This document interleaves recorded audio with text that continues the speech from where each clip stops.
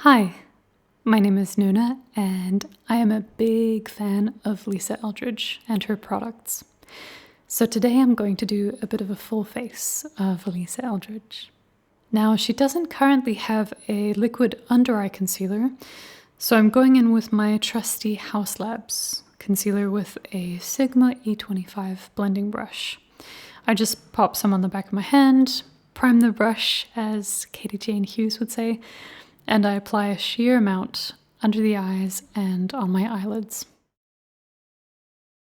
What she does have is her Pinpoint concealer pencil, which I have in the shade 2. This product is really nice. It's a concealing pencil for exactly what it says it does, which is pinpointing smaller areas of the face.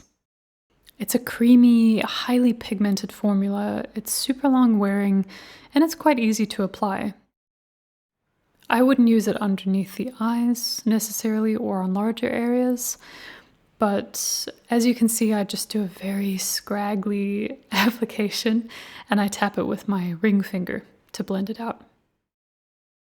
It can sometimes cling to dry patches, so I just always make sure to exfoliate, moisturize, and even shave my face, honestly, to get the best result. I find that this works beautifully on top of foundation.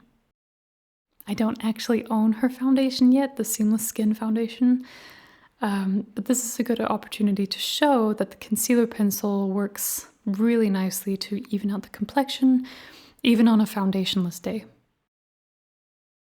There is like a shade matrix on her website where you can find a shade match, but honestly, otherwise I would just recommend writing their customer service. They are amazing and super helpful, very quick to respond.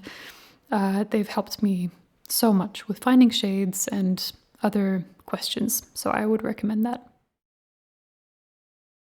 Lisa does not have a powder either, so I'm just doing a sheer application of my Sisley Phyto-Poudre Libre loose powder in shade 3 with my Sigma F67 brush. Onto the eyes, I own Lisa's beautiful eyeshadow palette in the color story Vega, which is a perfect everyday palette with cool-toned neutrals.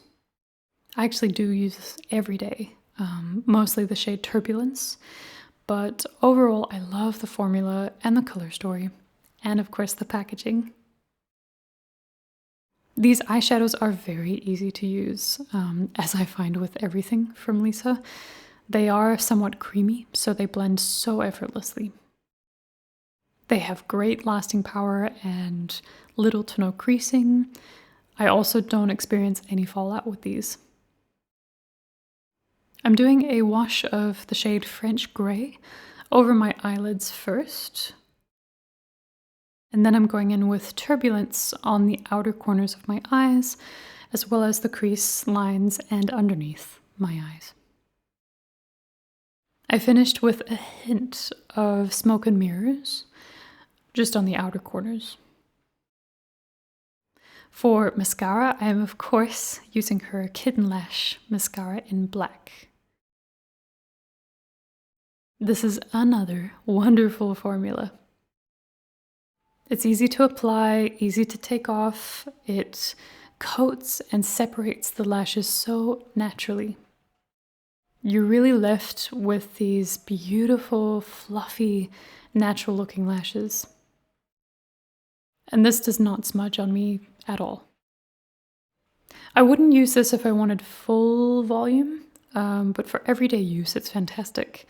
And I do find that to be the case with Lisa's products. They really just suit and work for the everyday person, and I just love that accessibility.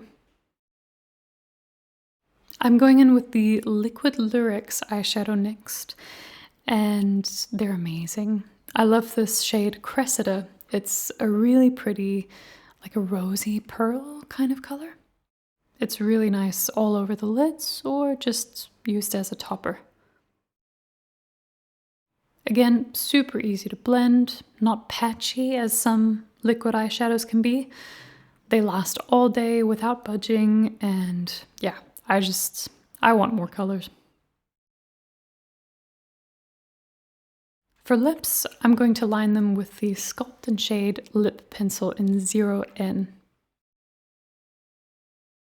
She has a whole range of these in cool, warm, and neutral shades, which we love. They are a wooden pencil, so the application is very effortless. It's not too creamy, not too dry. It just glides on. This lip liner is not the most long-wearing, as is the case typically with wooden pencils, but it's a super nice formula. I do find the shade to pull a little bit too orange on my skin for it to be like my ultimate contour shade, but when I want a bit more warmth than, say, MAC Stone, for example, then I really reach for this one a lot.